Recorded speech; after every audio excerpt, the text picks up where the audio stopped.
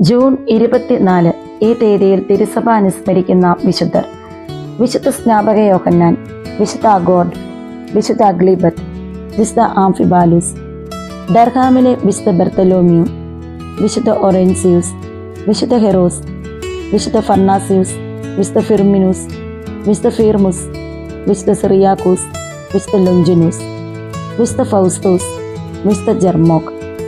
വിശുദ്ധ സ്നാപക യോഹന്നാൻ കന്യകാമറിയത്തിന് മംഗളവാർത്ത നൽകിയ ഗബ്രിയേൽ ദൈവദൂതൻ തന്നെയാണ് അതിന് 6 മാസം മുൻപ് സ്നാപക യോഹന്നാന്റെയും ജനനത്തെക്കുറിച്ച് മുൻകൂട്ടി അറിയിച്ചത്. അബിയായുടെ കുടുംബത്തിൽപ്പെട്ട സക്കറിയ എന്ന പുരോഹിതൻ ഒരു ദിവസം ബലി സമർപ്പിക്കാൻ വന്നപ്പോൾ ദൈവദൂതൻ അദ്ദേഹത്തോട് പറഞ്ഞു, നിന്റെ ഭാര്യ എലിസബത്ത് ഒരു പുത്രനെ പ്രസവിക്കും, അവന് യോഹന്നാൻ എന്ന് പേരിടണം. അയാൾ കർത്താവിൻ്റെ മുമ്പിൽ വലിയവനായിരിക്കും. വീഞ്ഞോ മറ്റു ലഹരി വസ്തുക്കളോ അയാൾ പാനം ചെയ്യുകയില്ല. അമ്മയുടെ ഉദരത്തിൽ വെച്ച് തന്നെ പരിശുദ്ധാത്മാവിനാൽ പരിപൂരിതനാകും. വിശുദ്ധ ലൂക്കായുടെ സുവിശേഷം 1-ാം അധ്യായം 13-15 വാക്യങ്ങൾ. ഈ വാക്കുകൾ സക്കറിയ വിശ്വസിച്ചില്ല. അതിനാൽ കുട്ടി ജനിക്കുന്നതുവരെ അയാൾ ഊമനായിരിക്കുമെന്ന് മാലാഖ കൂട്ടിച്ചേർത്തു. മാലാഖയുടെ വാക്കുകൾ അനുസരിച്ച് എലിസബത്ത് ഗർഭിണിയായി. 6-ാം മാസം ഈ വിവരമറിഞ്ഞ് കന്യകാമറിയം എലിസബത്തിനെ ശുശ്രൂഷിക്കാനായി ചെന്നു. മറിയം എലിസബത്തിനെ അഭിവാദനം ചെയ്ത മാത്രയിൽ ഗർഭസ്ഥ ശിശു തുള്ളിച്ചാടുകയും അവൾ പരിശുദ്ധാത്മാവിനാൽ പൂരിതയാവുകയും ചെയ്തു. യഥാസമയം കുട്ടി ജനിക്കുകയും യോഹന്നാൻ എന്ന പേരിടുകയും ചെയ്തു.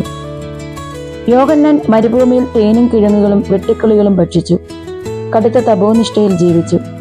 പ്രായശ്ചിത്തത്തിന്റെ ജ്ഞാനസ്നാനം പ്രസംഗിച്ചു കൊണ്ടിരുന്നു. ജോർദാൻ നദിയിൽ വെച്ച് ക്രിസ്തുവിനെ ജ്ഞാനസ്നാനം നൽകി. കർത്താവിന്റെ വഴികൾ ഒരുക്കുവിൻ എന്ന് മരുഭൂമിയിൽ വിളിച്ചു പറയുന്ന സ്വരമായിട്ടാണ് യോഹന്നാൻ തന്നെ വെളിപ്പെടുത്തിയത്. ജനങ്ങൾ അദ്ദേഹത്തെ ആണ് രക്ഷകനെന്ന് വിചാരിച്ചിരുന്നത്. എന്നാൽ താൻ രക്ഷകനല്ലെന്നും രക്ഷകന്റെ ചെരുപ്പിന്റെ ചരടുകൾ അഴിക്കാൻ കൂടി തനിക്ക് യോഗ്യതയില്ലെന്നും യോഹന്നാൻ അസന്നിഗ്ധമായി പ്രഖ്യാപിച്ചു. ഈശോ സ്നാപക യോഹന്നാനെ പറ്റി പറഞ്ഞത്, സ്ത്രീകളിൽ ജനിച്ചവരിൽ സ്നാപകനേക്കാൾ വലിയവനില്ലെന്നും അദ്ദേഹം കാറ്റത്താടുന്ന ഞാങ്ങണയല്ലെന്നുമാണ്. കുറ്റങ്ങൾ കുറ്റങ്ങളായി തന്നെ അദ്ദേഹം കണ്ടു. മുഖം നോക്കാതെ അത് ചൂണ്ടിക്കാണിക്കുകയും ചെയ്തു. അങ്ങനെ ഹെറോദോസിന്റെ കുറ്റം തുറന്നു കാണിച്ച അദ്ദേഹം രക്തസാക്ഷിത്വം വരിച്ചു. ഇന്നേ ദിവസം വിശുദ്ധ മത്തായിയുടെ സുവിശേഷം 3-ാം അധ്യായം 10-ാം വാക്യം നമുക്ക് വിചിന്തനം ചെയ്യാം.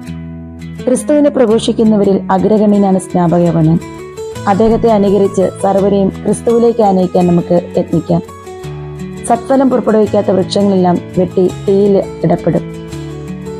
വിശുദ്ധ സ്നാപക യോഹന്നാനെ, ഈ ലോക ജീവിതത്തിൽ ഞങ്ങൾക്ക് പരീക്ഷണങ്ങൾ ഉണ്ടാകുമ്പോൾ കർത്താവായ യേശു ക്രിസ്തുവിൻ്റെ കുരിശുമരണം മുറുകെ പിടിച്ചുകൊണ്ട് ഈശോയ്ക്ക് അനുരൂപരായി ജീവിക്കുവാൻ ഞങ്ങളെ പ്രാപ്തരാക്കുവാൻ പിതാവായ ദൈവത്തോട് നിരന്തരം മധ്യസ്ഥം വഹിച്ച് പ്രാർത്ഥിക്കണമേ.